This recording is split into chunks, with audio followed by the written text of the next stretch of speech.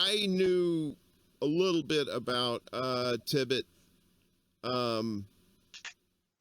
from through you guys and through Chris, and he was usually up to some sort of antics around there, and it always seemed like he always had you in tow, like he was Gandalf and you were like, you know, one of the fucking hobbits. I can't remember the fucking name right now. I'm a little stoned. Anyway, you're here. Say some shit. Okay, yeah. So, I made a short film in which Shane was a part of. So when it came time to, you know, what do we do now? And it wins an award at the Magnolia Film Festival, which Ron Tibbett was the founder of. So Shane had seen 5 Easy Pieces and wanted to get a piano, and in that movie Jack Nicholson's in the back of a truck playing piano. I haven't seen it, so that could be wrong. But anyway, he'd seen this movie, so we're kind of, and there's other people kind of around, just, you know, hanging out.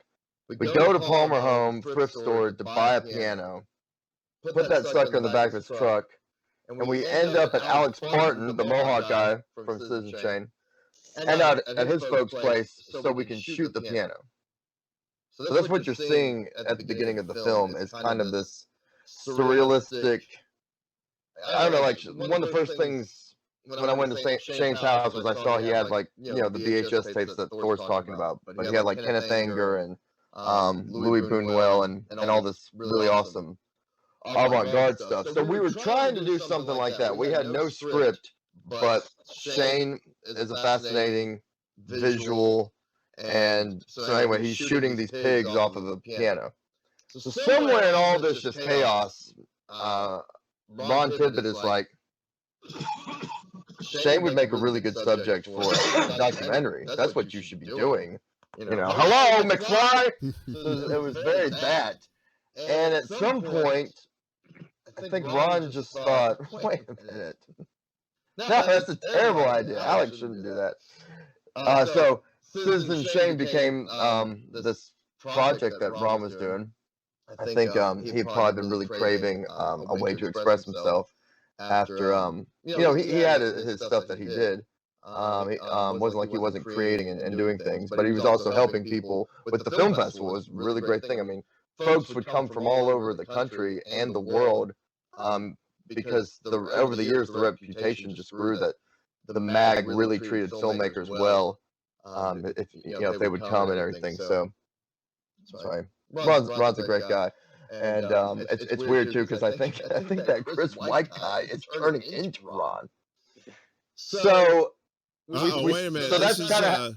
Wait a minute, Chris. You want to chime in on that? There was a throwdown. He said you were morphing into Ron Tibbett. Dude, if that means I'm gonna marry a doctor and make films, yeah, I can do that. Yeah. I can do that. Yeah.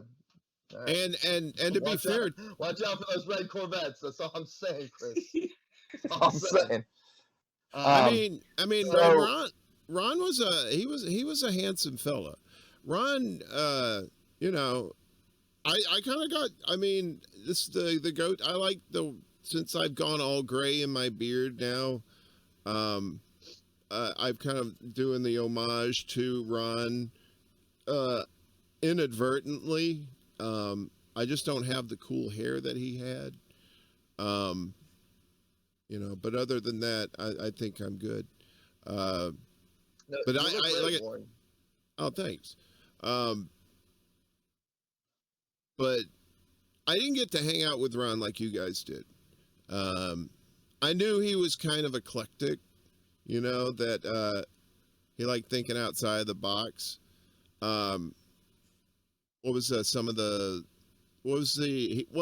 he did kind of the mainstream thing with Swept Off My Feet, right? That was kind of a romance type thing. And then talk about the movie that you directed, and did Tibbett have any influence on that, the one you were talking about earlier? Yeah. So real quick. Yeah. So it's like maybe 11 or 12 when the Magnolia came to town. And I'm sorry for the folks at home if I'm feedbacking. I guess Shane's here with us. And I've got a little water in the bathtub, so feedback.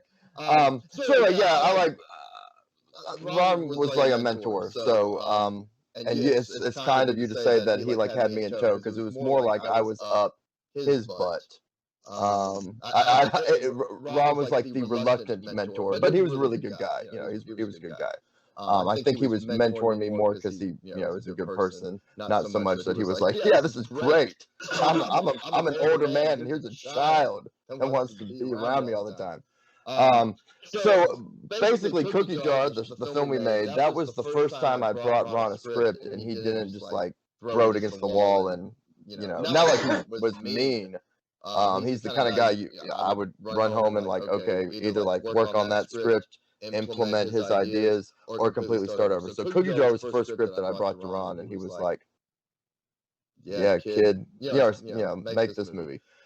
So yeah, Ron was, yeah, I mean, he was a good guy. I'm very grateful as a kid. Yeah, I'm like feedbacking the folks at home real hard. No, you sound good on this end. Okay, well, so that was, yeah, Ron was always kind of there. And what's crazy is, I go to hang out with Thor out of state, and that's when I get the call that Ron dies, and that's in July of 2004. And then Shane, right? Or was it June? It all happened really fast because Shane dies in August. Yeah, they were only within a few months of each other. Yeah. Okay, maybe I missed it when you had that nice memorial at the end. I didn't think to look when Ron died, but in my memory it was July. But there's no way it was that close to Shane, because over the phone Shane was really kind and let me know some stuff, because I felt bad. Ron and I didn't even tell Ron I was leaving town. So never, don't do that, kids. You never know when people are going to die. So, but Shane was really sweet. I remember him over the phone giving me some guidance. And real quick, while I'm rambling here, after Shane offed himself, I thought to write Charles Manson a letter so he wouldn't be confused if he didn't know, because Shane was sending Charles Manson like cigarettes and really helping him out. So I wrote Charles Manson, be like, hey, I'm just letting you know that Shane is not with us anymore. And in the letter, Charles Manson says, "Don't ever say that again. Shane was just here, Intergalactic Hobo." He didn't say that last part, but I thought that is so cool. Here's Charles Manson, the boogeyman, and he's telling me in a letter like, hey man, like, nah, Shane ain't dead. The soul is immortal.